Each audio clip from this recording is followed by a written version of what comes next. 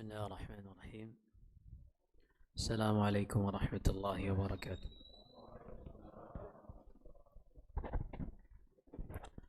الحمد لله رب العالمين وبه نستعين على أمور الدنيا والدين. أشهد أن لا إله إلا الله وحده لا شريك له ولي الصالحين، وأشهد أن محمدا عبده ورسوله الصادق الوعد الأمين، صلوات الله وسلامه عليه وعلى آله وأصحابه أجمعين ومن تبعهم بإحسان إلى يوم الدين. أما بعد. Ikhwani wa akhwati jamaah yang dirahmati Allah subhanahu wa ta'ala, kembali kita lanjutkan pembahasan tentang perjalanan hidup Nabi kita Muhammad sallallahu alaihi wasallam, yang mana pada pertemuan sebelumnya kita sudah mengambil tentang nasab keturunan Nabi sallallahu alaihi wasallam. Kemudian kita juga sudah membahas tentang masa kecil Nabi sallallahu alaihi wasallam.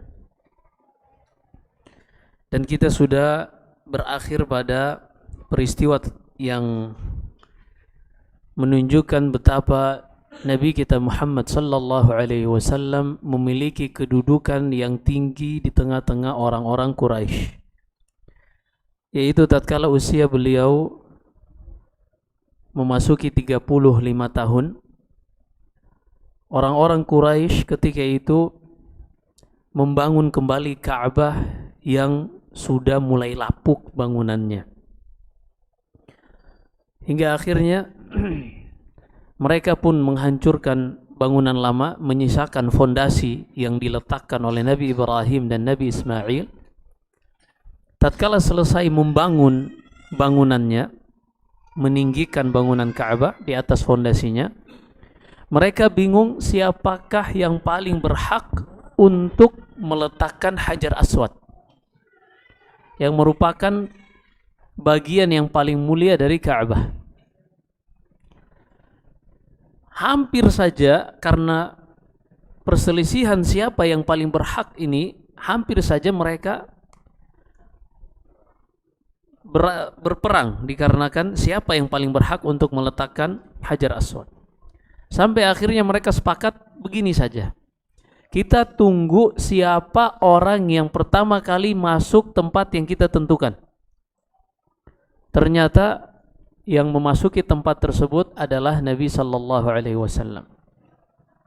Lalu mereka pun mengatakan, Muhammad, kalau seandainya dia tidak masuk itu pun kita sudah mempercayai dia adalah orang yang bijak.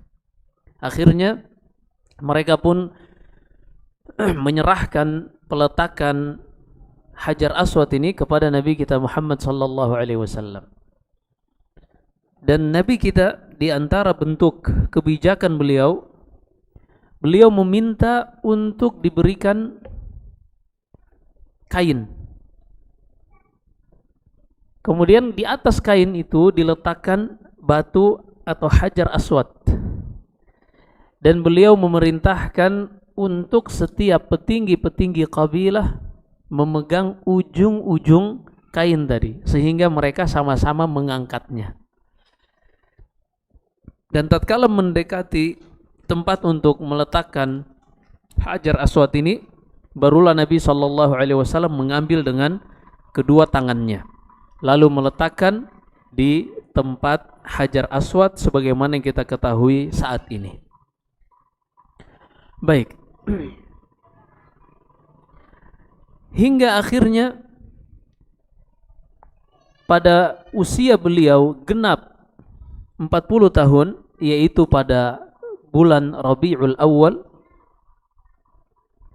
beliau sering bermimpi. Disebutkan Ibnu Hajar, beliau menukil dari sebagian salaf dan ahli tafsir, bahwasanya Nabi sallallahu alaihi wasallam selalu bermimpi selama 6 bulan, yang mana mimpi ini selalu keesokan harinya dia dapati benar sesuai apa yang dia lihat di mimpinya pada malam hari. Disebutkan di dalam Sahih Bukhari dari Aisyah radhiyallahu anha, ini hadis yang kedua di dalam Sahih Bukhari.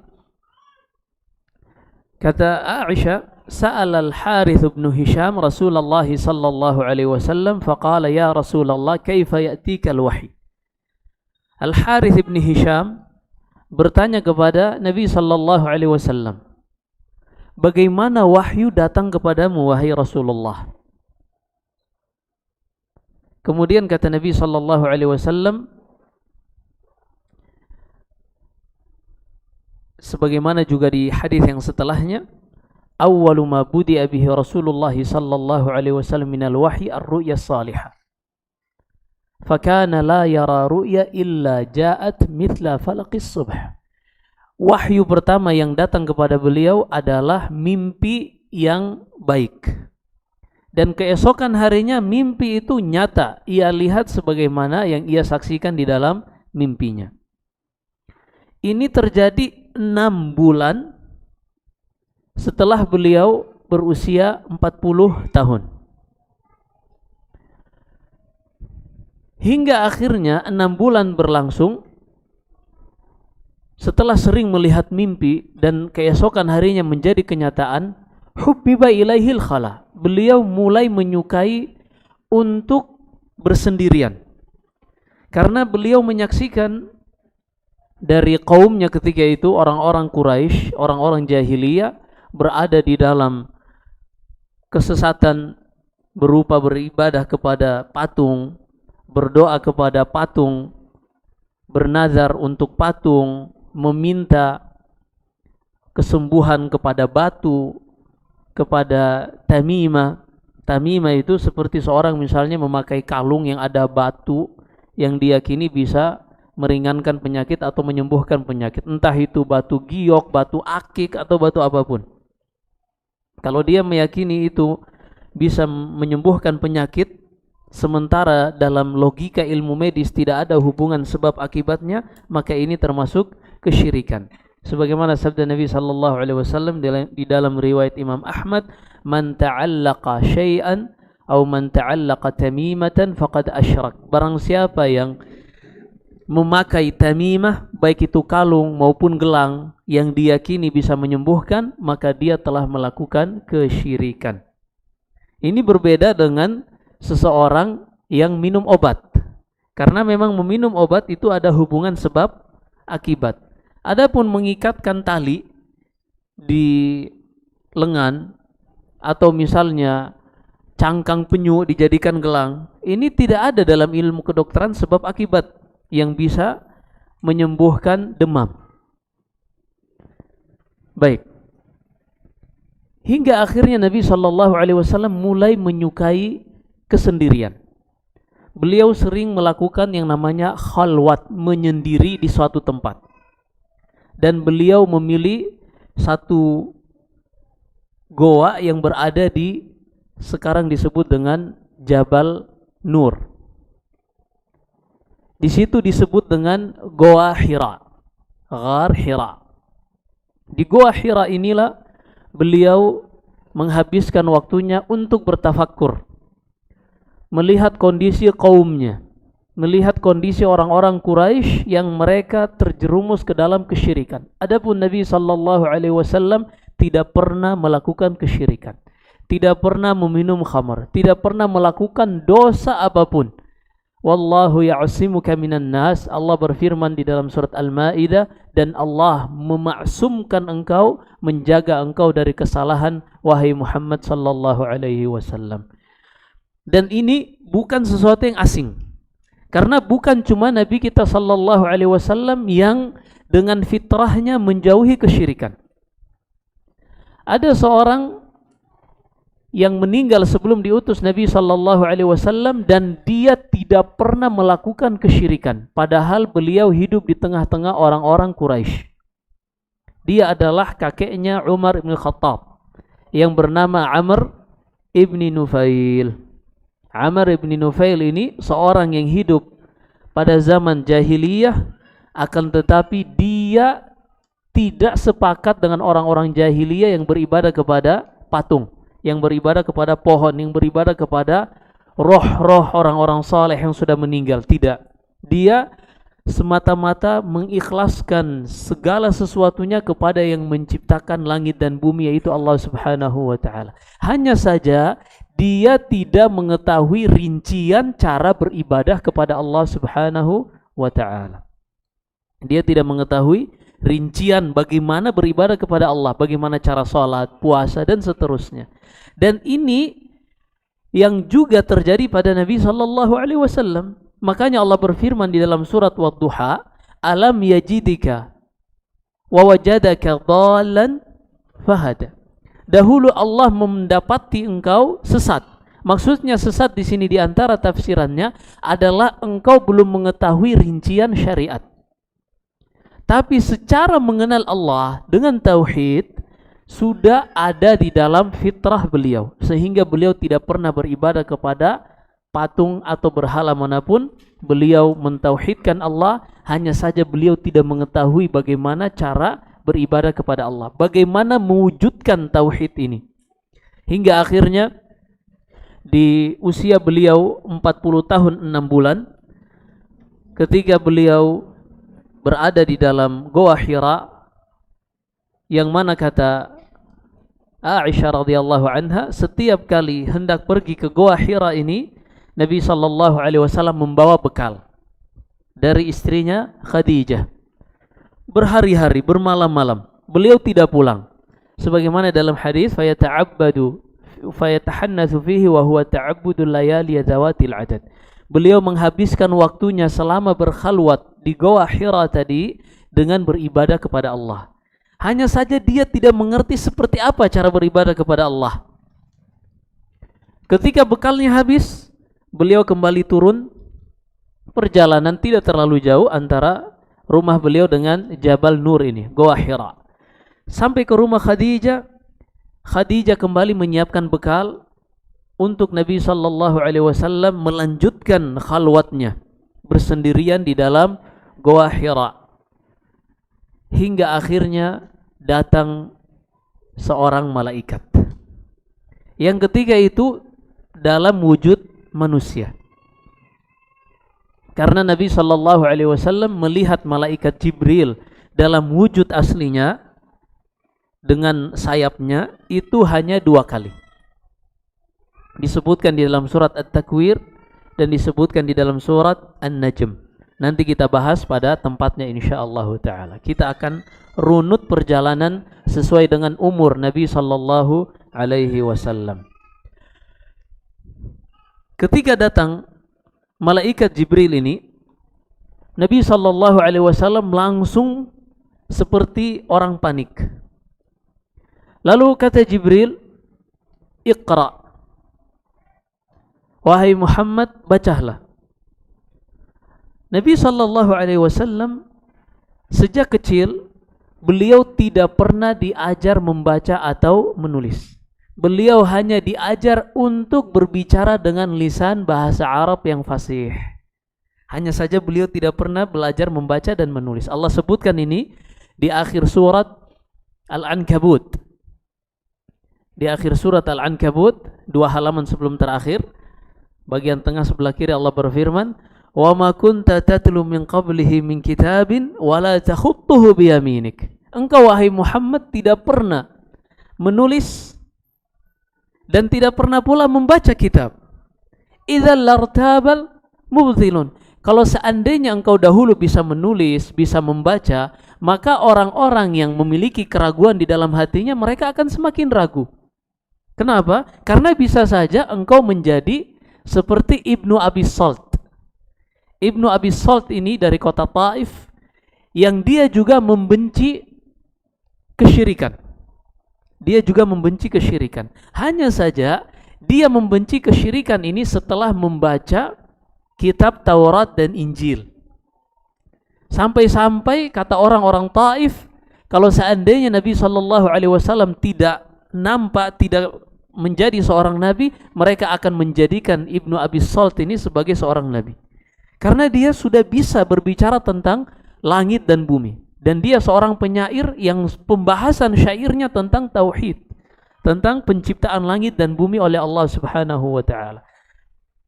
Dan dia bertemu Nabi SAW hanya karena dia sudah terlalu bangga dengan dirinya, mengetahui tentang berita-berita langit lebih banyak dari orang-orang Arab yang lain. Ketika Nabi SAW sudah menjadi Nabi, beliau hasad kepada Nabi SAW. Hingga akhirnya dia meninggal di atas kesombongannya, di atas hasadnya. Baik. Ibnu Abi Salt ini kalau seandainya dia yang mengaku jadi nabi, maka orang tidak percaya. Kenapa? Karena dia bisa membaca, bisa menulis, dan sudah melakukan hubungan dengan orang-orang Syam, orang-orang Damaskus yang ketika itu, orang-orang Palestina yang ketika itu adalah negeri para nabi dan rasul. Di situ Bani Israel. Hingga akhirnya Nabi SAW mengatakan, ma'ana biqari, aku tidak bisa membaca. Fa'akhadhani faghattani hatta balagha minnil jahad. Kata Rasulullah, lalu orang itu pun memelukku, mendekapku sampai panik tadi mulai hilang. Thumma arsalani. Beliau gemetaran. Setelah beliau berhenti bergemetar tadi, dilepas oleh Jibril. Lalu kembali Jibril mengulangi ucapannya, Iqra, bacalah. Kembali Nabi SAW mengulangi, ma'ana biqari, aku tidak bisa membaca. Thumma akhadhani faghattani thalitha. Kemudian beliau kembali mendekapku, memelukku yang ketiga kali. Sampai 3 kali. Kedua dan ketiga beliau lepas, Jibril melepas lalu disuruh membaca. Kata Nabi SAW, aku tidak bisa membaca. Sampai yang ketiga kali, kata Jibril, Iqra bismi rabbikal ladzi khalaq, khalaqal insana min 'alaq, Iqra wa rabbukal akram alladzi 'allama bil qalam, 'allamal insana ma lam ya'lam. Ini disebutkan di Sahih Bukhari. Berkata Imam Al-Bukhari, haddatsana Yahya bin Bukair qala haddatsana Al-Laits bin Sa'ad an Uqail an Ibn Shihab an Urwa an Aisyah, dari Aisyah radhiyallahu anha. Hingga akhirnya setelah mendengarkan 5 ayat pertama di surat Al-Alaq ini, Nabi SAW semakin gemetar. Thumma yarji'u ila ahlihi yarjufu fu'aduh. Gemetar. Dan beliau segera pulang. Tidak menunggu bekalnya habis lagi. Langsung pulang ke rumah Khadijah. Ketika sampai, beliau masuk lalu mengatakan, Zammiluni, zammiluni, selimuti aku, selimuti aku. Lalu kata Aisyah, apa yang terjadi wahai suamiku? Kemudian kata Nabi SAW, laqad khasyitu ala nafsi, aku khawatir terjadi sesuatu pada diriku. Beliau ceritakan apa yang beliau saksikan di Gua Hira tadi. Berkata Aisyah, berkata Khadijah radhiyallahu anha, Khadijah bintu Khuwailid radhiyallahu anha, wanita yang sangat taat kepada suaminya dan benar-benar berada di sisi suaminya ketika menghadapi permasalahan besar seperti ini. Berkata Khadijah, kalla wallahi la yukhzika Allahu abada. Demi Allah, Allah Subhanahu wa ta'ala tidak akan pernah menyia-nyiakanmu, tidak akan pernah menelantarkanmu. Dan kita akan lihat kenapa Khadijah mengatakan ini. Nanti kita akan singgung kisahnya Zaid ibn Harithah, di antara orang-orang yang pertama kali masuk Islam. Kita akan sebutkan nanti di mana Zaid ibn Harithah diberi penawaran. Karena Zaid ibn Harithah sebelumnya budak, kemudian dibeli oleh Khadijah, dibeli oleh Hakim ibn Hizam, ponakan Khadijah, kemudian dihadiahkan kepada Khadijah, oleh Khadijah dihadiahkan kepada Rasulullah. Tatkala orang tua ayah dari Zaid ibn Harithah ini datang, ayahnya meminta untuk anaknya ini dipulangkan. Tapi kata Rasulullah, begini saja, kita berikan pilihan kepada Zaid untuk memilih apakah dia memilih untuk tetap bersamaku atau memilih untuk bersama ayah kandungnya. Tapi ternyata Zaid memilih bersama Nabi SAW dikarenakan akhlak dan perangai yang ia saksikan setiap hari bersama Rasulullah sallallahu alaihi wasallam. Ini nanti akan kita bahas karena Zaid bin Haritha di antara orang yang pertama kali masuk Islam. Kata Khadijah, "Kalla wallah, demi Allah." Khadijah mengucapkan ini karena dia kenal siapa suaminya. "Innaka latasilur rahim." Pertama, kenapa Allah tidak akan menelantarkanmu, tidak akan menghinakanmu? Pertama, engkau ini orang yang selalu menyambung tali silaturrahim. Innaka latasilur rahim wa tahmilul kal. Dan engkau ini orang yang mau berkorban dalam rangka memenuhi kebutuhan orang lain. Wa taksibul ma'dum. Dan engkau selalu memberi sedekah kepada orang-orang yang membutuhkan. Wa tu'inu ala nawaibil haq. Dan engkau selalu membantu orang lain di dalam mendapatkan apa yang mereka cita-citakan. Artinya ini adalah perangai yang baik. Dan Allah subhanahu wa ta'ala di antara sunnahnya, di antara ketetapannya di dalam kehidupan ini, siapa yang baik maka dia akan mendapatkan kebaikan. Wa jazaa'u sayyi'atin sayyi'atun mithluha. Adapun balasan orang-orang yang selalu berbuat buruk, maka dia akan mendapatkan keburukan. Ini sunnatullah yang tidak akan pernah berubah. Yang namanya kebaikan akan membuahkan kebaikan, yang namanya keburukan akan membuahkan keburukan. Nabi SAW menurut Khadijah adalah orang baik. Maka tidak mungkin pemilik alam semesta ini menyia-nyiakan suaminya.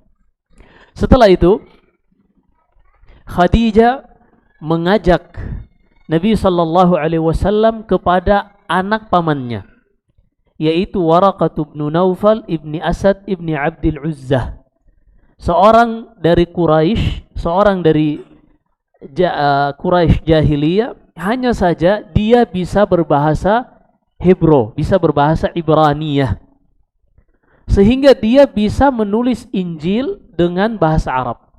Ini menggabungkan dua riwayat di dalam Sahih Bukhari yang ada di kitab Bad'il Wahyi dan di ada kitab At-Ta'bir. Dia pun fayaktubu minal Injili bil Ibraniyah ma sya'allahu an yaktub. Kata rawi, beliau ini bisa menulis dalam bahasa Ibrani, bahasa Hebrew, dan dia menulis Injil sehingga dia mengetahui berita dari langit. Ketika sampai kepada Waraqah, kata Khadijah, "Ya ibna am, isma' min ibni akhik." Wahai anak pamanku, dengarkan apa yang diucapkan anak saudaramu ini, yaitu Nabi kita Muhammad sallallahu alaihi wasallam. Lalu kata Waraqah, "Apa yang kau lihat wahai anakku?" Akhirnya berceritalah Nabi sallallahu alaihi wasallam. Ketika selesai mendengar cerita Nabi sallallahu alaihi wasallam, kata Waraqah, "Hadzan namusul akbar allazi nazala ala Musa." Inilah malaikat yang paling agung yang pernah bertemu diturunkan kepada Nabi Musa alaihi salam. Kenapa dia tahu? Karena dia sudah membaca kitab Injil.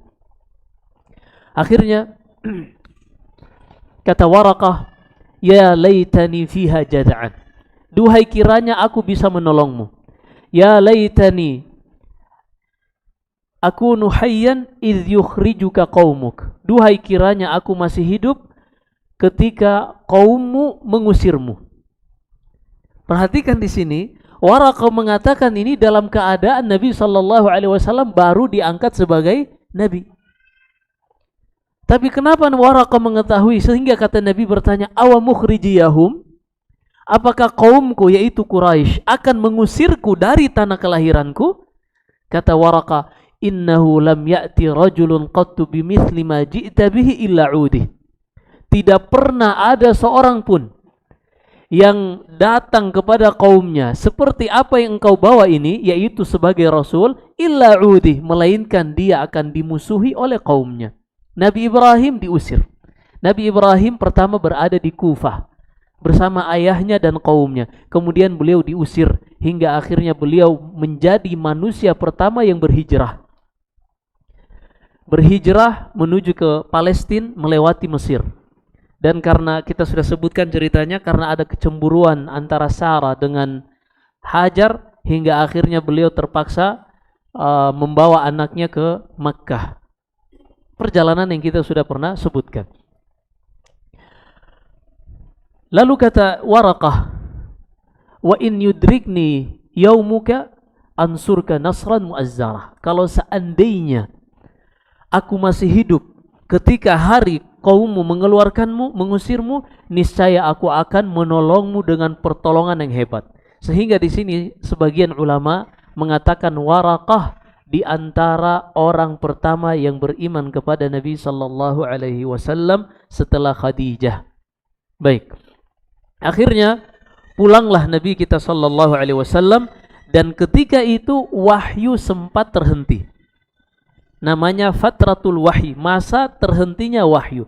Setelah turun surat Al-Alaq tadi ayat 1 sampai 5, wahyu sempat terhenti. Para ulama berselisih pendapat berapa lama masa berhentinya wahyu ini sampai turun firman Allah surat Al-Muddatsir. Sebagian mengatakan 3 tahun, sebagian mengatakan 2,5 tahun. Akan tetapi Ibnu Abbas menyebutkan sebagaimana yang disebutkan Ibnu Sa'ad yang dinukil oleh Ibnu Hajar dalam Fathul Bari. Kata Ibnu Abbas, masa fatratul wahyi, masa penangguhan tidak turunnya wahyu ini, Jibril tidak bertemu lagi kepada Nabi sallallahu alaihi wasallam, ini hanya tidak sampai bertahun, tidak sampai 1 tahun, hanya sekian hari saja. Dan di antara hikmah wahyu tidak langsung turun setelah peristiwa di Gua Hira tadi, agar Nabi sallallahu alaihi wasallam lebih menantikan kembali datangnya wahyu itu, dan agar hati beliau sudah makin mantap dan makin tenang. Karena disebutkan di dalam Kitab Ta'bir di dalam Sahih Bukhari, disebutkan dari ucapan Az-Zuhri Muhammad bin Muslim ibni Abdullah ibni Ubaidillah ibni Syihab Az-Zuhri, rawi di dalam Sahih Bukhari, kata beliau, ketika Nabi sallallahu alaihi wasallam mengalami masa tidak turunnya wahyu ini, beliau mulai merasakan sebuah kepanikan. Beliau naik ke atas gunung hingga akhirnya beliau merasa ingin melemparkan diri terjun dari gunung tersebut. Begitu beratnya kondisi psikologi yang dihadapi oleh Nabi sallallahu alaihi wasallam. Dan ini bukan orang pertama yang seperti ini. Maryam alaihissalam, ketika Allah uji, apa kata Maryam? Allah kisahkan ucapannya di dalam surat Maryam, ya laitani mitu qabla hadza wa kuntu nasyan mansiya. Duhai kiranya aku mati saja, aku meninggal saja sebelum diberi ujian ini, atau aku menjadi orang yang tidak pernah terhitung di dalam kehidupan ini. Begitu berat ujian dari Allah. Karena memang ketika Anas bin Malik menyentuh kulit Nabi sallallahu alaihi wasallam yang ketika itu beliau sedang demam, Anas bin Malik bertanya, ayyun nasi asyaddu bala'an ya Rasulullah? Manusia jenis apakah yang paling berat ujiannya di dalam kehidupan ini ya Rasulullah? Kata Nabi kita, al-anbiya thummal amsal fal amsal. Manusia yang paling berat ujiannya di muka bumi ini adalah para nabi, kemudian orang-orang yang keimanannya mendekati para nabi. Lalu di bawahnya, lalu di bawahnya. Jadi semakin kuat keimanan seseorang, semakin berat ujiannya. Bahkan kata Nabi sallallahu alaihi wasallam menjawab pertanyaan Anas, kata beliau, inni la'u'ak kama yu'akur rajulani minkum. Aku menderita demam seperti demam 2 orang di antara kalian kalau digabungkan. Tapi itulah konsekuensi kehidupan di dunia ini. Siapa yang ingin mendapatkan derajat tertinggi di sisi Allah, maka dia bersiap-siap untuk mendapatkan ujian terberat di sisi Allah Subhanahu wa ta'ala. Innamal jaza'u min jinsil amal. Karena yang namanya balasan itu sesuai kadar amalan yang dia terima. Kecuali kesabaran. Sabar ini pahalanya tidak ada batasnya. Demikian pula puasa. Ini tidak ada batas pahalanya. Baik. Kata Zuhri, setiap kali beliau berada di atas di puncak bukit atau gunung, beliau serasa ingin melemparkan diri. Ketika beliau ingin melakukan itu, Jibril alaihi salam memanggilnya, "Ya Muhammad, innaka la rasulullahi haqqa." Wahai Muhammad, engkau adalah benar-benar Rasulullah. Hingga akhirnya Nabi sallallahu alaihi wasallam kembali mantap. Dan suatu ketika beliau berjalan, tiba-tiba ada yang menyuruh dari langit, "Ya Muhammad, wahai Muhammad." Farafa'tu basari, kata Rasulullah di dalam hadis Abu Salamah bin Abdurrahman dari Jabir bin Abdullah radhiyallahu anhuma, Nabi sallallahu alaihi wasallam menceritakan tentang masa datangnya wahyu setelah sebelumnya tidak datang, yaitu antara surat Al-Alaq dengan ayat yang setelahnya, dengan surat yang setelahnya. Ketika itu aku mendengar seruan dari langit, aku melihat ke atas. Ternyata ada seorang malaikat yang sedang duduk di atas kursi yang sangat besar, dan itulah malaikat yang aku saksikan ketika di Gua Hira. Dan inilah pertama kali Nabi sallallahu alaihi wasallam melihat Jibril dalam wujud aslinya yang memiliki 600 sayap yang menutupi cakrawala ketika itu. Akhirnya faru'ibtu min, kata Rasulullah, aku pun sangat takut melihat fenomena ini. Aku berlari pulang ke rumah. Lalu aku katakan, "Zammiluni, zammiluni, wahai istriku, segera selimuti aku." Kembali beliau gemetar. Lalu Allah menurunkan firman-Nya, dan ini surat yang kedua yang turun, "Ya ayyuhal muddatsir, qum fa'anzir, wa rabbaka fakabbir, wa siyabaka fatahhir, war rujza fahjur, wa la tamnun tastakthir, wa li rabbika fasbir." Ada yang menyebutkan sampai hanya warujza fajur saja, tapi dalam riwayat lain disebutkan sampai wali rabbika fasbir. Wahai orang yang berselimut, bangunlah, sampaikan apa yang sudah diwahyukan kepadamu. Kalau tadi Iqra, beliau tidak diperintah untuk menyampaikan. Sehingga disinilah definisi Nabi, yaitu orang yang diwahyukan kepadanya tapi tidak diperintahkan untuk menyampaikannya.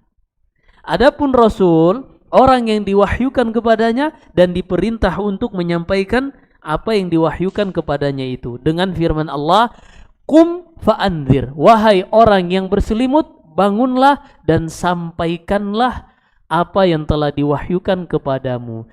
Dengan turunnya ayat ini, mulailah tahapan pertama dari dakwah Nabi sallallahu alaihi wasallam. Selama 3 tahun beliau akan melakukan dakwah secara sembunyi-sembunyi. Karena dakwah di Mekah itu ada 3 tahapan. Pertama, 3 tahun yang pertama yaitu dakwah sembunyi-sembunyi. Kemudian dari tahun ketiga sampai tahun ke-10 ini dakwah hanya seputar orang-orang Quraisy saja. Hingga akhirnya setelah tahun ke-10 ini mulailah dakwah beliau di luar kota Mekah dan sekitarnya. Baik.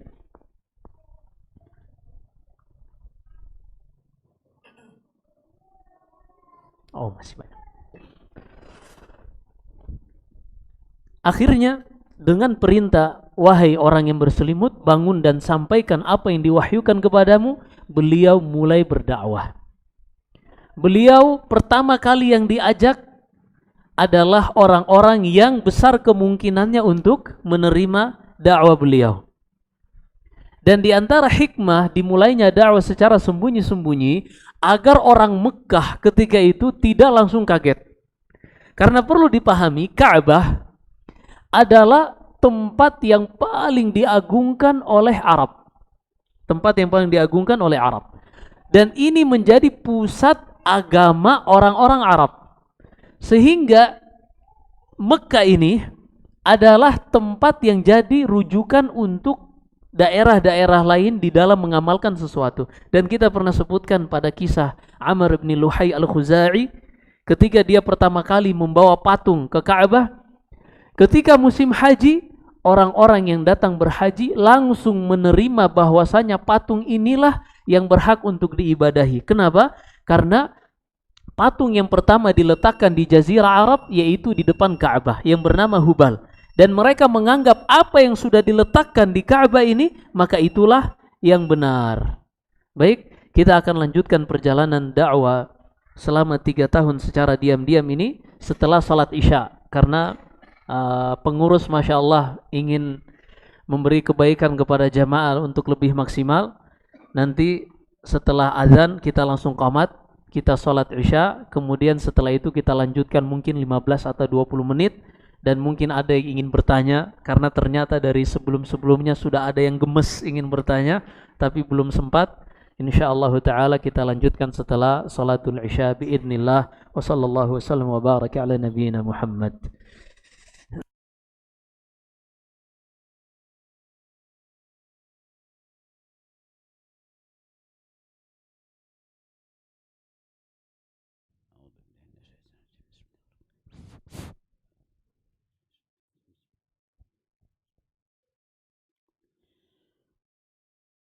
Allahu Akbar, Allahu Akbar, Allahu Akbar, Allahu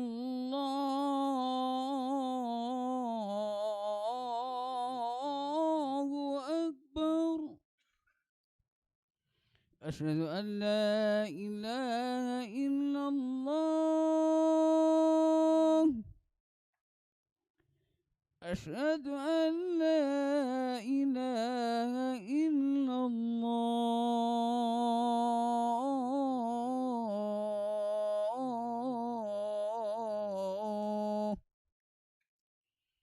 أشهد أن محمد رسول الله.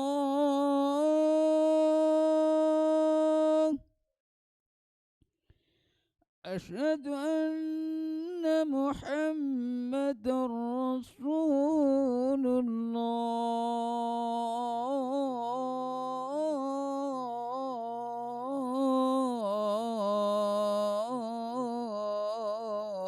الله. حي على الصلاة.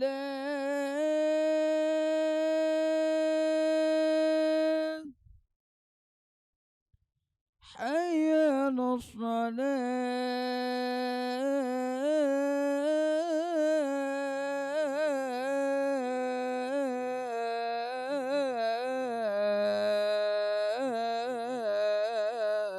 الصلاة. حي على الفلاح.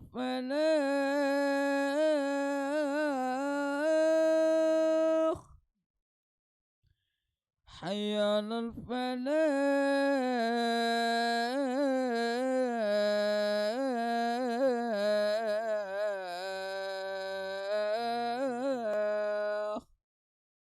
الله أكبر، الله أكبر. لا إله إلا الله. لا إله إلا الله.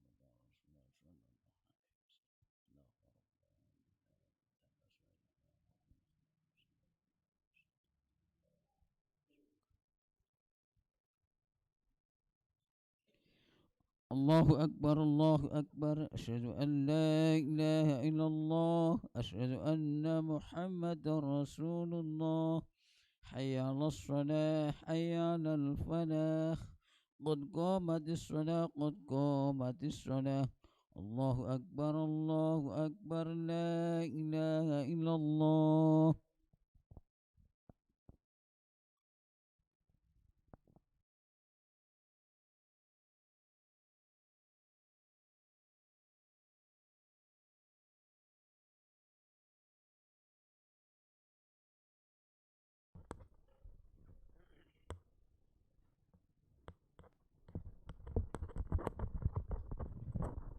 استووا سووا صفوفكم فإن تسوية الصفوف من تمام الصلاة.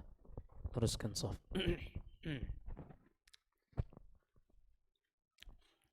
الله أكبر. سبحانك وتبارك اسمك وتعالى جدك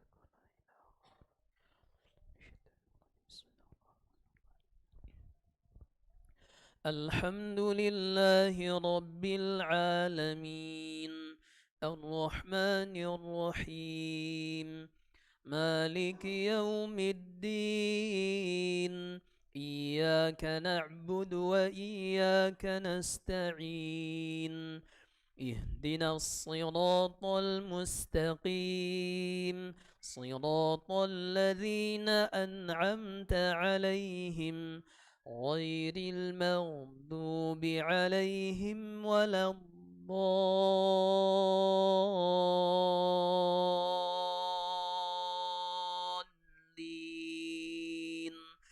آمين.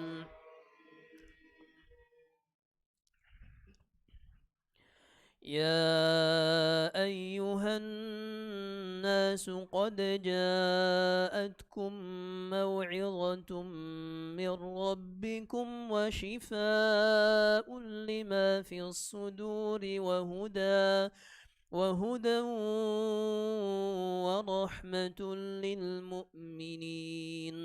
قل بفضل الله وبرحمته فبذلك فليفرحوا هو خير مما يجمعون.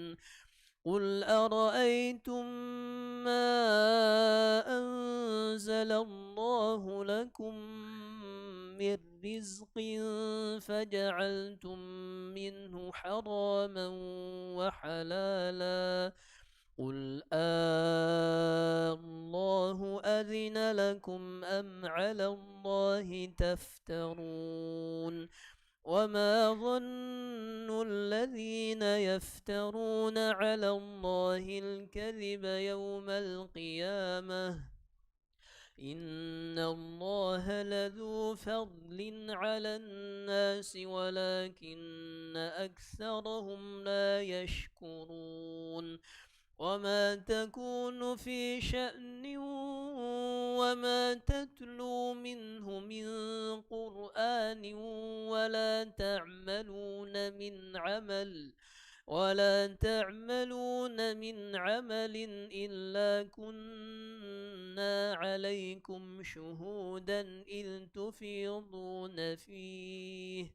وما يعزب عن ربك من مثقال ذرة في الأرض ولا في السماء ولا أصغر من ذلك ولا أكبر إلا في كتاب مبين. الله أكبر.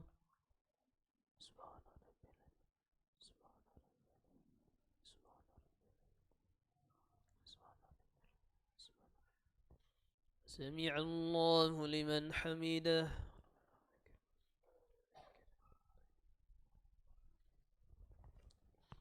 الله أكبر.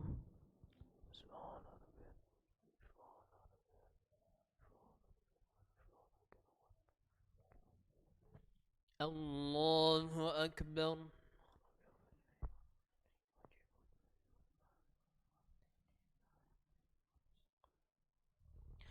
الله أكبر.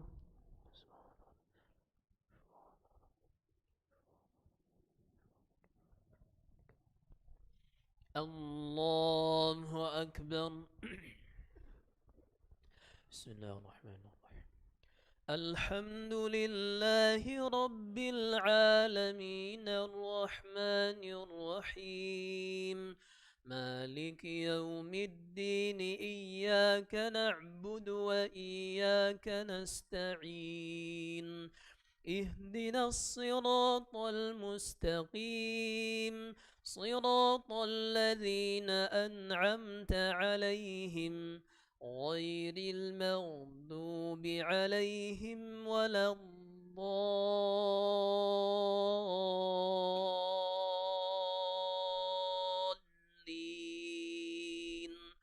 آمين. ألا إن أولياء الله لا خوف عليهم ولا هم يحزنون الذين آمنوا وكانوا يتقون لهم البشرى في الحياة الدنيا وفي الآخرة لا تبديل لكلمات الله ذلك هو الفوز العظيم ولا يحزنك قولهم إن العزة لله جميعا هو السميع العليم الله أكبر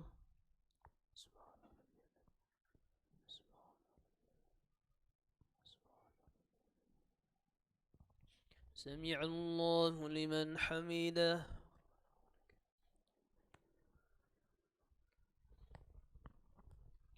الله أكبر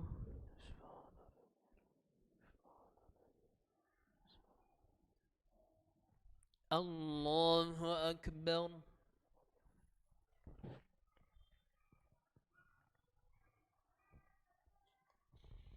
الله أكبر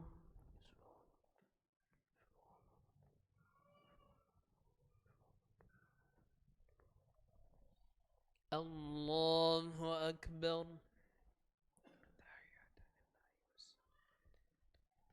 السلام عليك أيها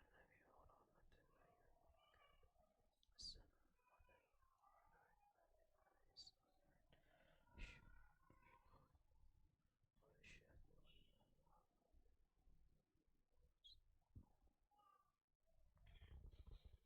الله أكبر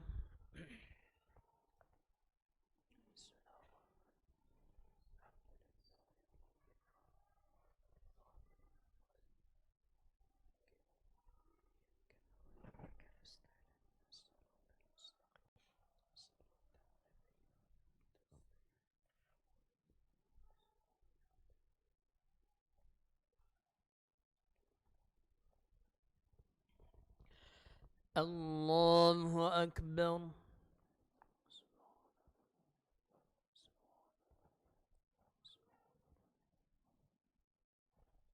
سمع الله لمن حمده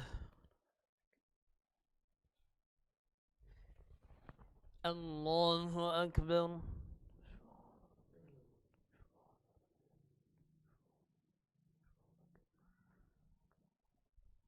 الله أكبر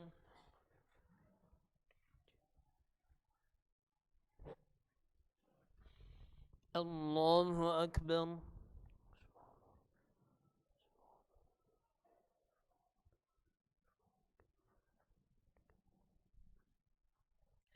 الله أكبر بسم الله الرحمن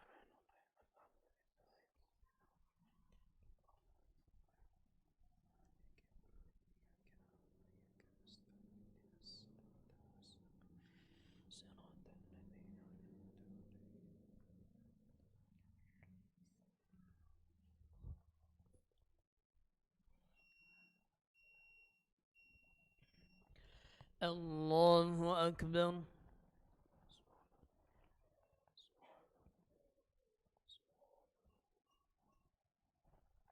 سمع الله لمن حمده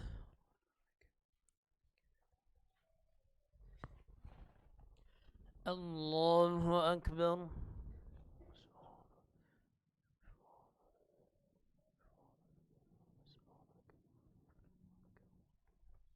الله أكبر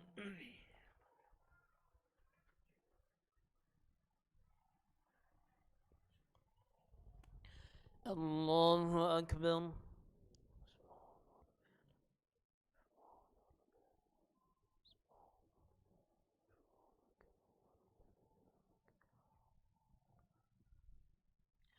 الله أكبر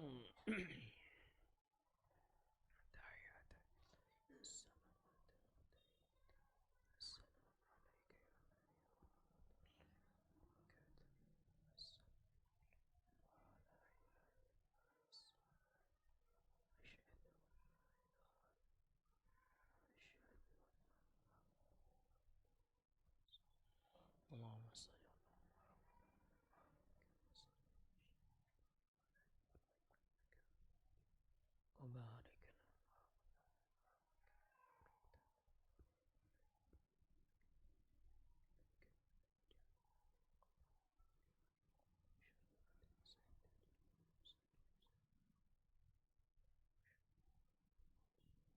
السلام عليكم ورحمة الله.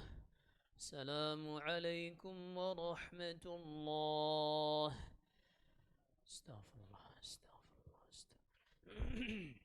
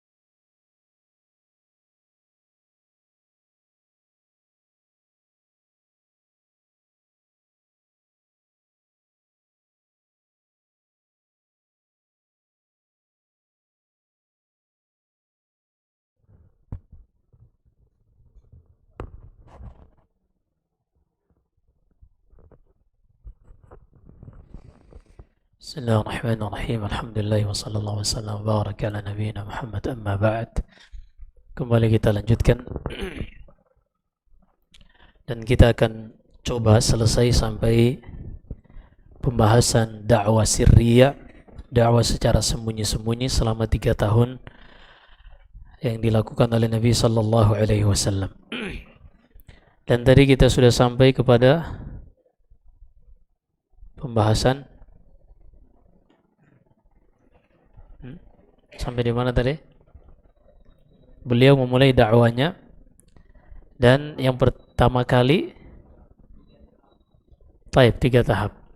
Kita akan membahas tahap yang pertama di kota Makkah, yaitu dakwah secara sembunyi-sembunyi selama 3 tahun.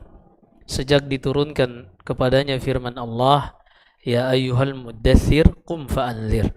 Wahai yang berselimut, bangun dan berikan peringatan. Dengan kata para ulama, nubbi'a biqra wa ursila bil muddathir. Beliau ini diangkat sebagai nabi dengan firman Allah yang diturunkan kepadanya, Iqra, sampai ayat 1 sampai 5. Kemudian beliau diangkat sebagai rasul dengan firman Allah, ya ayyuhal muddathir. Akhirnya beliau memulai berdakwah kepada istrinya Khadijah.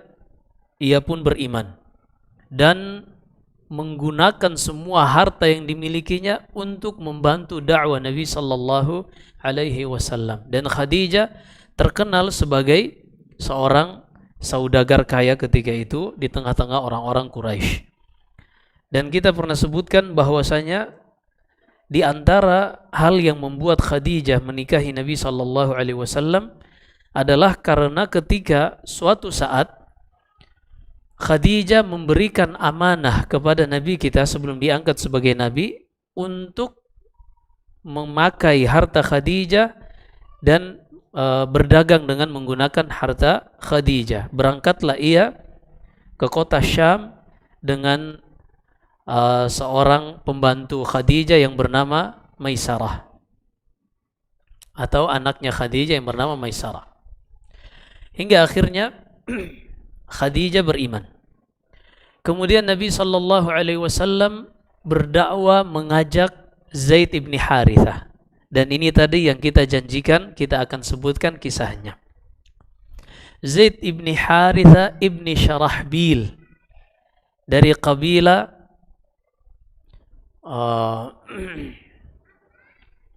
ibunya dari kabilah Ma'an, Bani Ma'an.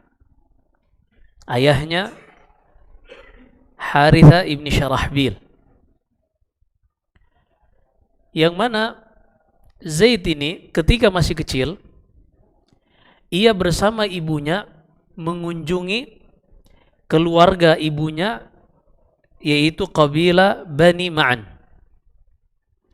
Ketika sampai di desa kabilah Bani Ma'an ini, ada orang-orang yang mereka ini entah perampok atau entah mereka ingin melakukan hal-hal yang tidak diinginkan.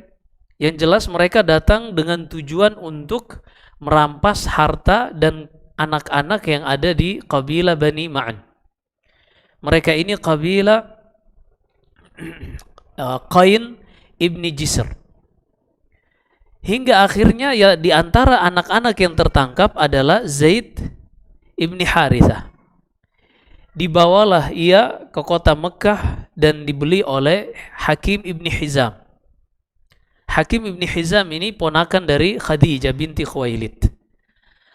Nanti Hakim ibni Hizam ini juga masuk Islam. Dia meriwayatkan beberapa hadis di yang ma'thur dari beliau, di antaranya hadis al-bay'ani bil khiyar ma lam yatafarraqa. Asas di dalam jual beli, pembeli dan penjual ini wajib bagi mereka untuk menjelaskan kondisi barangnya. Kalau mereka jujur di dalam menjelaskan barangnya, burika lahuma fi bai'ihima, maka diberkahi jual beli keduanya. Kalau mereka fa in katama wa kadzaba, kalau mereka menyembunyikan dan berbohong, muhiqat barakatu bai'ihima, dicabut berkah dari jual beli keduanya. Ini hadis yang diriwayatkan oleh Hakim ibni Hizam. Zaid ibni Harithah dibeli oleh Hakim ibni Hizam. kemudian ia hadiahkan kepada Khadijah sebagai bibinya. Dan ketika Nabi SAW menikahi Khadijah, Zaid ini dihadiahkan oleh Khadijah untuk Nabi kita. Dan ketika itu dimerdekakan oleh Khadijah untuk menjadi pembantu Nabi kita SAW. Hingga akhirnya kemana-mana Zaid ini selalu mengikuti Nabi kita SAW. Ketika di musim haji, orang-orang dari kabilah ayahnya mereka ikut berhaji. Dari kabilah ayahnya ikut berhaji. Sampai akhirnya salah seorang dari kabilah tersebut, pamannya atau yang lainnya, melihat Zaid ini, dan dia masih mengenali wajah Zaid.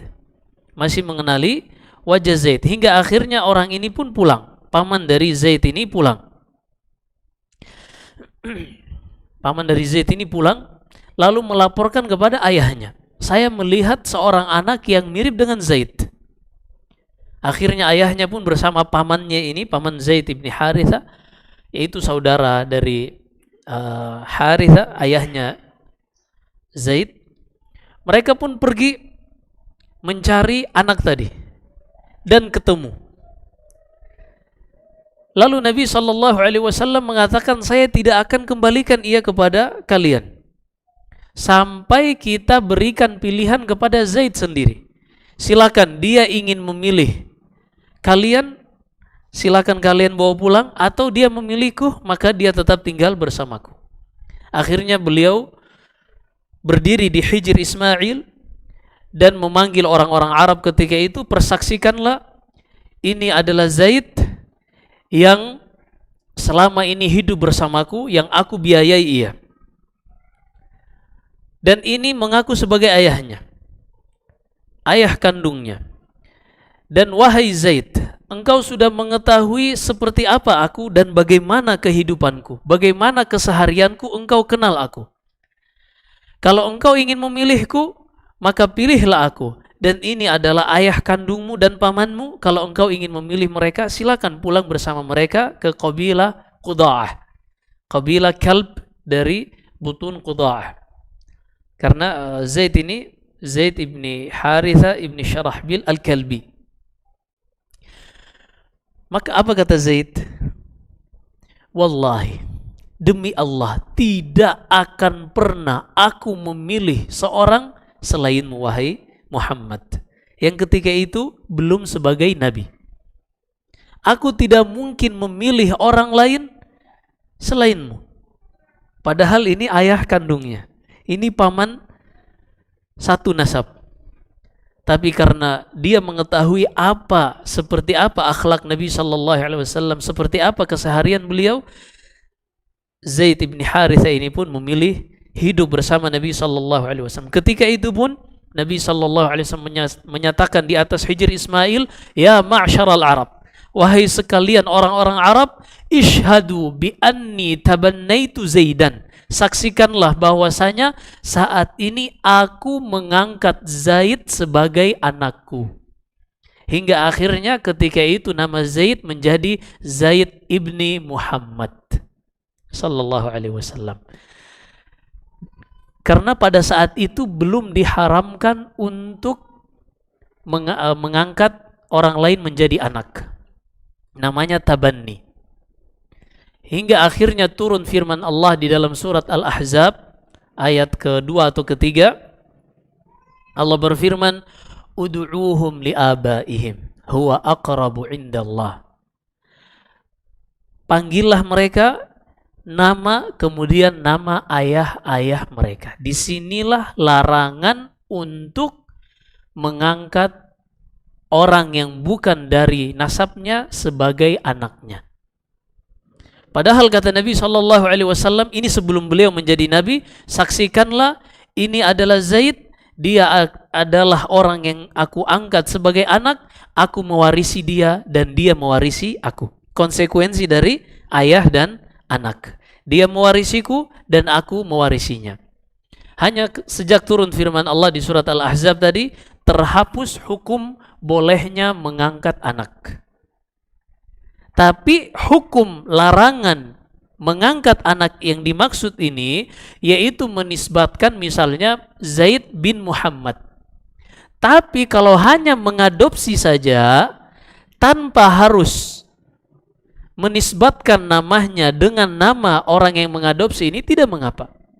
Karena konsekuensinya kalau dia mengangkat sebagai anak Zaid bin Muhammad, maka dia saling mewarisi dan dia diwarisi. Juga anak-anak dari Nabi kita Muhammad sallallahu alaihi wasallam jadi haram untuk dinikahi oleh Zaid ibni Haritha karena menjadi mahram. Demikian pula Zaid tidak boleh menikahi anak-anak Nabi sallallahu alaihi wasallam, dan Nabi sallallahu alaihi wasallam tidak boleh menikahi orang yang pernah dinikahi Zaid. Karena Allah berfirman di akhir ayat di surat An-Nisa pengharaman tentang wanita-wanita yang tidak boleh dinikahi, di antaranya wahalailu abnaikumul ladzina min aslabikum, dan istri-istri anak-anak kalian dari sulbi kalian. Artinya istri dari anak kandung kalian ini haram untuk dinikahi. Baik, ini konsekuensi dari seorang bernama bin Fulan. Tapi kalau seandainya dia cuma mengasuh saja, maka ini tidak mengapa. Seorang misalnya ingin mengasuh anak yatim tanpa menyandarkan dengan namanya, maka ini boleh. Bahkan dianjurkan. Kata Nabi sallallahu alaihi wasallam, "Ana wa kafilul yatim yaumal qiyamati kahatain." Aku dengan seorang yang mengasuh anak yatim di hari kiamat nanti dibangkitkan seperti ini. Artinya bergandengan dengan Nabi sallallahu alaihi wasallam. Maka kalau ada yang masih mengangkat anak orang lain dijadikan sebagai anaknya, dinisbatkan kepada namanya, maka ini dilarang. Dilarang dari sisi konsekuensi ayah dan anak. Adapun dia ingin mengasuh, mengadopsi dengan menafkahi, ini dianjurkan di dalam Islam. Baik. Zaid bin Haritha masuk Islam. Kemudian Nabi sallallahu alaihi wasallam mengajak seorang yang masih kecil ketika itu. Sebagai balas budi Nabi sallallahu alaihi wasallam kepada orang yang mengasuhnya ketika beliau masih kecil. Karena ketika Abdul Muttalib meninggal pada usia beliau 2 tahun, siapa yang mengadopsi Nabi sallallahu alaihi wasallam? Abu Talib. Siapa di antara anak Abu Talib? Ali bin Abi Talib. Ali bin Abi Talib ini besar di bawah bimbingan Nabi sallallahu alaihi wasallam. Sehingga ketika Nabi sallallahu alaihi wasallam mencari orang yang pas untuk menerima dakwah beliau, beliau menyampaikan dakwah ini kepada Ali bin Abi Talib yang sudah mengenal Nabi sallallahu alaihi wasallam dengan sangat gamblang. Akhirnya Ali bin Abi Talib pun beriman. Kemudian Nabi sallallahu alaihi wasallam mengajak temannya yang paling ia cintai, dan temannya ini paling mencintai Nabi kita, yaitu Abu Bakar As-Siddiq radhiyallahu an. Hingga akhirnya menjadi orang-orang yang masuk Islam pertama dari kalangan wanita Khadijah bintu Khuwailid. Dari kalangan ahli kitab atau yang syekh yang sudah tua yaitu Waraqah bin Naufal. Dari kalangan orang dewasa Abu Bakar As-Siddiq radhiyallahu an. Dari kalangan anak-anak Ali bin Abi Talib radhiyallahu an. Dari kalangan budak yang telah merdeka Zaid bin Haritha. Ketika Abu Bakar sudah masuk Islam dan dia benar-benar tahu betapa indahnya ajaran Islam ini, dia adalah orang yang paling sungguh-sungguh untuk berdakwah. Dan Abu Bakar orang yang paling rame majelisnya. Artinya orang senang duduk untuk ngobrol dengan Abu Bakar. Ini diantara kehebatan Abu Bakar. Karena ketika ada teman kita misalnya, ada masalah yang kita hadapi, ada hutang misalnya, dia langsung bantu. Ketika kita punya hajat, dia langsung tunaikan. Tentunya kita senang untuk duduk bersama orang tersebut. Inilah Abu Bakar radhiyallahu anhu di hadapan teman-temannya. Nabi SAW mendatangi Abu Bakar dan menyampaikan apa yang diwahyukan kepada beliau. Abu Bakar mengenal siapa temannya ini, Muhammad SAW. Dia pun langsung beriman dan dia mulai mencari dari teman duduknya siapa kira-kira yang mungkin untuk diajak beriman kepada Nabi sallallahu alaihi wasallam. Beliau pun berdakwah. Yang pertama kali adalah Az-Zubair bin Al-Awwam. Masuk Islamlah Zubair bin Al-Awwam. Kemudian Sa'ad bin Abi Waqqas, Abdurrahman bin Auf. Kemudian di antaranya yang lain adalah Abu Ubaidah bin Al-Jarrah. Dan di antaranya adalah Bilal bin Rabah, muazzin Rasulullah sallallahu alaihi wasallam. Dan Bilal ini setelah masuk Islam, walaupun dia ketika itu budak, ketika masuk Islam dia terus disiksa oleh seorang yang bernama Umayyah ibn al-Khalaf. Disiksa begitu beratnya siksaan Bilal, Umayyah ini menantikan jam-jam ketika matahari sudah mulai memanggang pasir, padang pasir. Lalu dikeluarkan Bilal, disuruh berbaring di atas pasir tersebut dan di atas dadanya diletakkan batu yang panas. Tujuannya satu, hanya untuk menyuruh Bilal keluar dari agama Islam. Tapi apa tanggapan Bilal? Dia hanya mengatakan ahadun ahad. Allah yang Maha Esa, Allah yang Maha Esa. Melihat hal tersebut, Abu Bakar yang sedang berjalan melihat Bilal tersiksa dan tahu Bilal sudah masuk Islam, Abu Bakar pun segera mengambil hartanya dan membeli Bilal radhiyallahu anhu yang ketika itu seorang budak. Dibeli dari Umayyah bin al-Khalaf hingga akhirnya Bilal merdeka, diwakafkan oleh Abu Bakar radhiyallahu anhu semata-mata mengharapkan ridha Allah Subhanahu wa taala, hingga Allah turunkan ayat khusus untuk apa yang dilakukan Abu Bakar ini di dalam surat Al-Lail. Fa amma man a'ta wattaqa wa saddaqa bil husna fasanuyassiruhu lil yusra. Ila akhiril ayat. Dan Bilal ini nanti pada perang Badar kita akan sebutkan, terjadi pada tahun kedua setelah hijrah. Pada perang Badar, Bilal radhiyallahu anhu mencari di mana Umayyah bin al-Khalaf untuk membalas penyiksaan itu, dan Bilal radhiyallahu an berhasil membunuh Umayyah bin al-Khalaf ketika perang Badar. Nanti kita akan bahas insyaallah taala. Dan masih ada lagi yang lain yang masuk Islam seperti Al-Arqam ibni Abil Arqam, sahabat-sahabat yang lain banyak sekali yang masuk Islam. Bahkan Ibnu Sa'ad menghitung mereka ada 40 orang laki-laki dan perempuan. Di antara yang masuk Islam di awal-awal yaitu Abu Salamah ibni Abdul Asad. Abu Salamah suami pertama dari Ummu Salamah, yang nanti Abu Salamah ini meninggal, kemudian Ummu Salamah dinikahi oleh Nabi kita Muhammad sallallahu alaihi wasallam, sehingga dia menjadi salah seorang ummahatul mukminin. Baik. Dan di antara syariat yang sudah diberikan oleh Allah Subhanahu wa taala di 3 tahun pertama setelah dakwah dimulai ini adalah salat. Ketika itu sudah ada perintah untuk salat. Hanya saja salat yang dilakukan sebagaimana Allah berfirman di dalam surat Ghafir, wasabbih bihamdi rabbika qabla tulu'i syamsi wa qabla al-ghurub. Dan bertasbihlah, yaitu salatlah di pagi dan di sore hari. Jadi salatnya cuma 2 waktu, di pagi dan di sore hari. Ketika itu tata cara salatnya juga menantikan Jibril. Setiap kali waktu salat, Jibril datang memberitahukan Nabi SAW, sekarang sudah masuk waktu salat. Nabi SAW diajari berwudu oleh Jibril, lalu diajari salat oleh Jibril alaihissalam. Itu diantara hal-hal pertama yang disyariatkan oleh Allah Subhanahu wa taala kepada umat ini di dakwah yang pertama yang sirriyah. Di antara yang beriman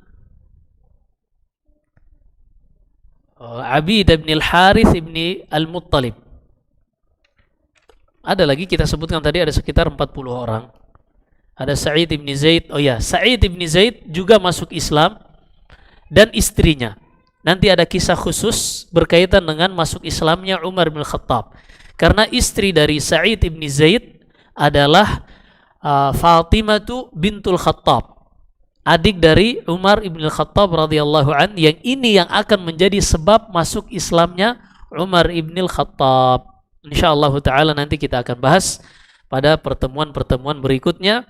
Pada pertemuan berikutnya di pekan ketiga hari Kamis insyaallah kita akan bahas fase kedua dari fase Mekah, yaitu dakwah secara terang-terangan sampai tahun ke-10. Dan ini fase yang paling berat. Fase yang paling berat bagi Nabi sallallahu alaihi wasallam hingga terjadi peristiwa hijrah. Hijrah ke Habasyah pada tahun ke-5. Karena nanti mulai terang-terangan berdakwah pada tahun ke-4 Hijriah, pada tahun ke-4 setelah diutus sebagai Nabi dan Rasul. Nanti tahun ke-10 akan memulai fase yang baru, yaitu berdakwah kepada kabilah-kabilah di luar Quraisy. Kita lanjutkan pada 2 pekan lagi insyaallah taala. Silakan yang ingin bertanya.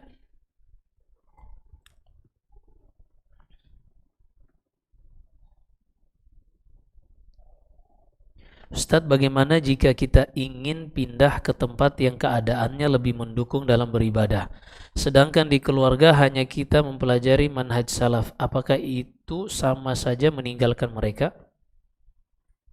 Ustadz, bagaimana jika kita ingin pindah ke tempat yang keadaannya lebih mendukung dalam beribadah? Baik. Sedangkan di keluarga hanya kita saja mungkin ya yang mempelajari manhaj salaf. Apakah itu sama saja meninggalkan mereka? Dilihat kondisinya.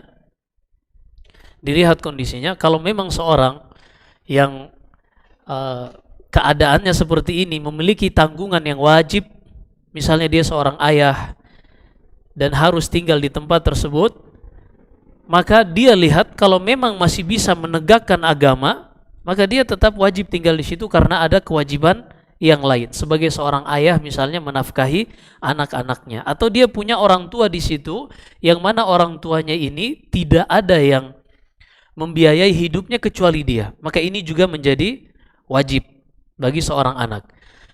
Tinggal dia lihat. Jadi di dalam kaidah al-jam'u bainal amrayni khairun aw aula in amkan, menggabungkan dua perkara kalau memungkinkan itu lebih baik dibanding mengambil salah satunya saja. Kalau misalnya dia bisa pindah dengan orang-orang yang menjadi tanggungannya ke tempat yang lebih kondusif untuk beribadah, untuk belajar, maka itu yang diutamakan. Kondisinya dia wajib berhijrah, dia wajib untuk pindah apabila dia berada di suatu tempat yang dia tidak bisa menegakkan syiar-syiar Allah. Seorang laki-laki misalnya dia tidak bisa sholat jamaah, dia tidak bisa untuk mempelajari tentang tauhid, tentang tata cara sholat, tentang tata cara amal-amal ibadah yang lain, maka ini menjadi wajib. Tapi kalau seandainya tidak sampai kondisinya seperti ini, apalagi kita yang hidup misalnya di Jakarta, hampir kondisi di Jakarta sangat kondusif untuk belajar. Alhamdulillah beberapa ikhwan mereka sudah tersebar di beberapa penjuru tempat di Jakarta ini untuk belajar agama. Mungkin untuk kondisi yang kondusif seperti mungkin uzlah seperti Nabi sallallahu alaihi wasallam tadi, perlu diperhatikan Nabi sallallahu alaihi wasallam hidup di lingkungan jahiliyah. Adapun kita hidup di lingkungan kaum muslimin. Dan sejak diutusnya Nabi sallallahu alaihi wasallam tidak ada lagi jahiliyah secara mutlak. Sejak diutusnya Nabi sallallahu alaihi wasallam tidak boleh ada orang yang mengatakan umat saat ini berada dalam jahiliyah. Ini enggak boleh. Tidak boleh, karena Nabi sallallahu alaihi wasallam bersabda, "La tazalu ta'ifatun min ummati zahirina 'alal haqqi la yadhurruhum man khalafahum wala man khadhalahum hatta ya'ti amrullahi wa hum kadzalik." Akan selalu ada sekelompok manusia dari kalangan umatku yang terus kokoh di atas kebenaran.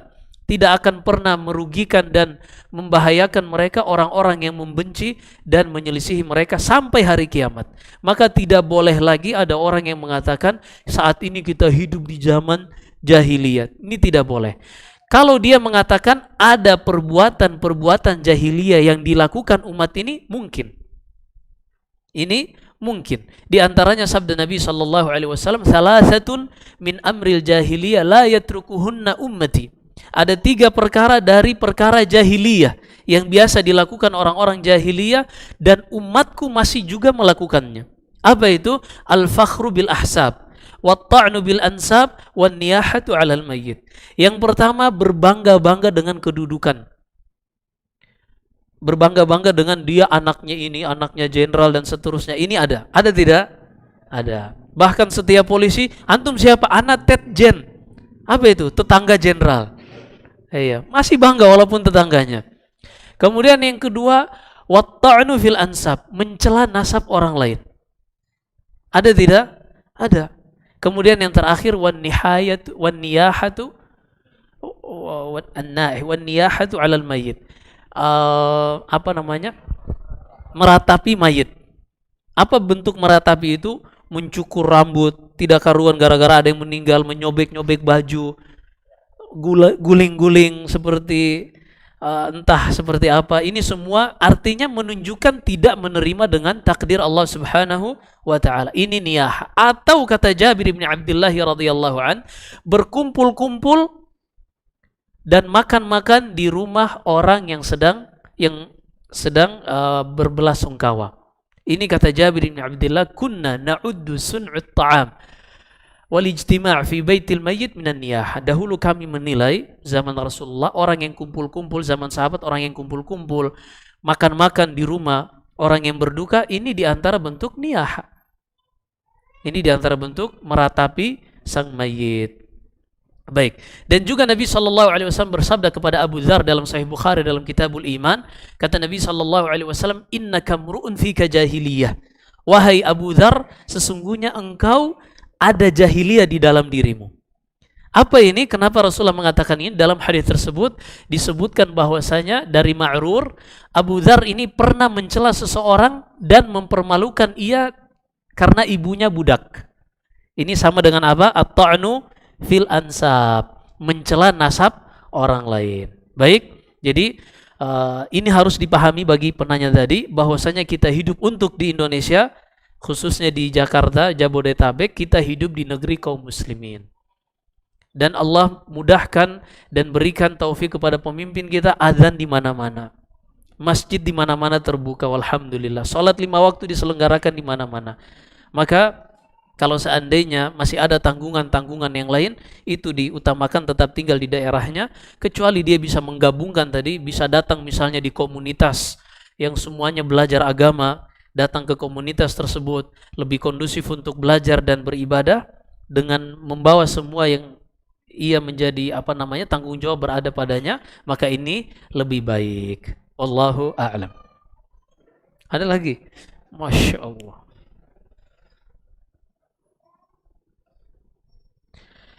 Anda pernah mendengar bahwa Rasul sallallahu alaihi wasallam pernah berkurban dengan 1000 unta. Yang benar 100 unta.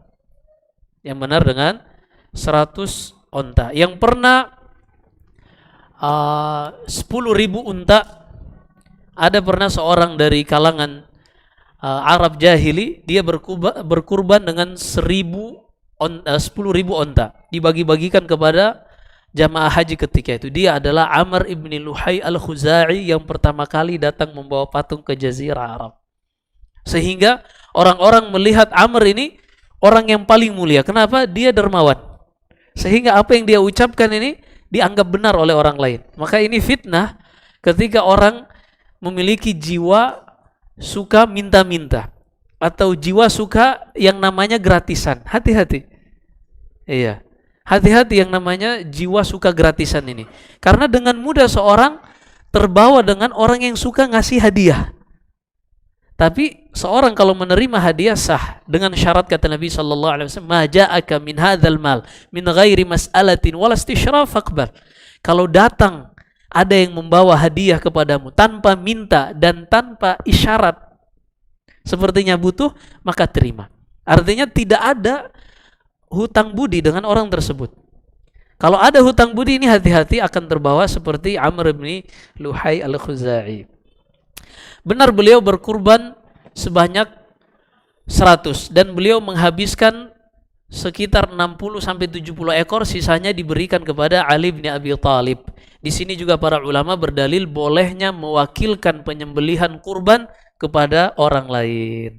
Nah, tapi di dalam hadis ini juga disebutkan Nabi SAW mengumpulkan, menyomot dari setiap hewan yang sudah disembelih, dagingnya digabungkan dalam satu panci, dimasak, lalu beliau mencicipi maraknya, mencicipi kuahnya.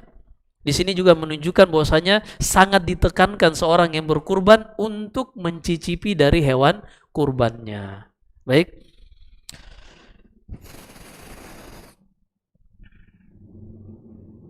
Kalau yang 1000 onta itu yang disebutkan satu lembah, itu beliau berikan hadiah. Di dalam Riyadhus Shalihin ini ada, tapi masih ada pertanyaan yang lain, nanti kita jawab pada sesi yang lain.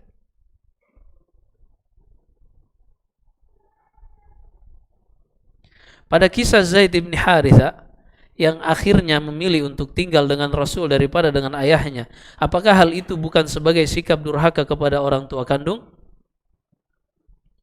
Ini tadi kita tidak sebutkan lafadznya, disebutkan ahli sejarah ketika Nabi SAW menyebutkan ishhadu anna hadza Zaid ibni yarithuni wa arithu.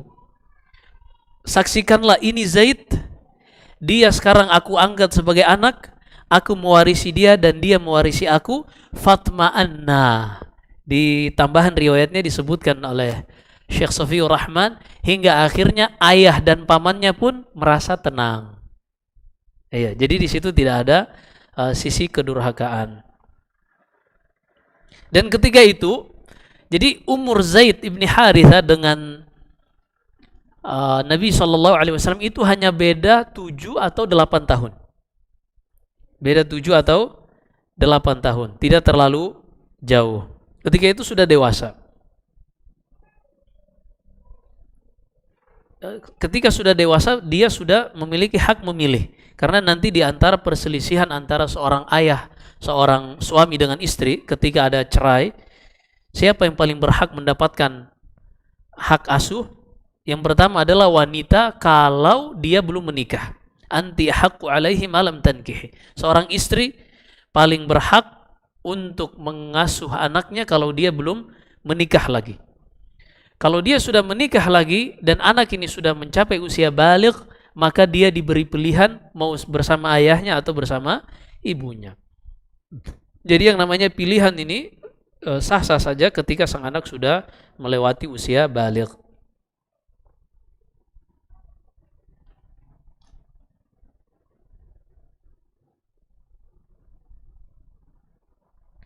Assalamualaikum warahmatullahi wabarakatuh. Mohon nasihatnya, jika kondisi ekonomi orang tua saya alhamdulillah cukup, mana yang lebih utama, memberi sedekah kepada orang tua ataukah bersedekah kepada pihak lain yang di atas namakan orang tua? Terima kasih.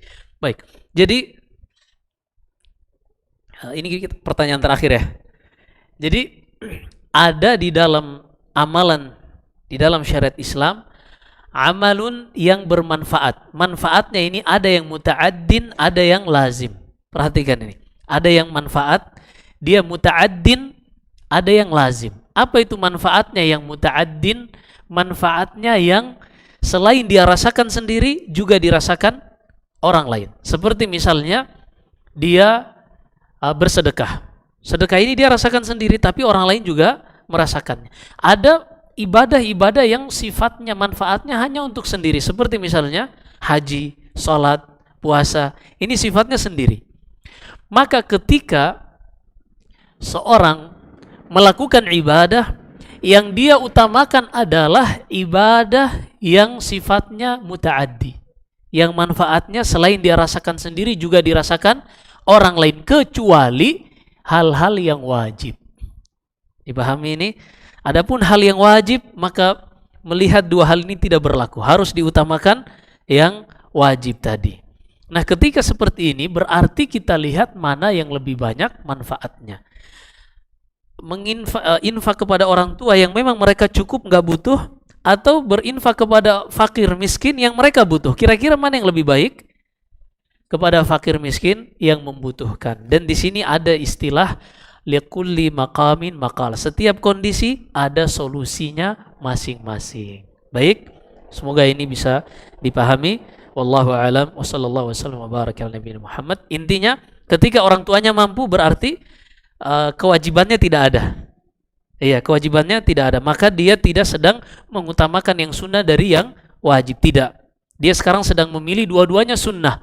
Sunnah orang tuanya tidak terlalu butuh, tapi orang miskin ini sangat butuh. Maka dia mengutamakan memberikan sedekahnya kepada orang miskin. Wa akhiru da'wana alhamdulillahi rabbil alamin. Subhanakallahumma bihamdik asyhadu an la ilaha illa anta astaghfiruka wa atubu ilaik. Wassalamualaikum warahmatullahi wabarakatuh. Ini mohon maaf sudah lebih dari 15 menit ternyata. Allahul musta'an.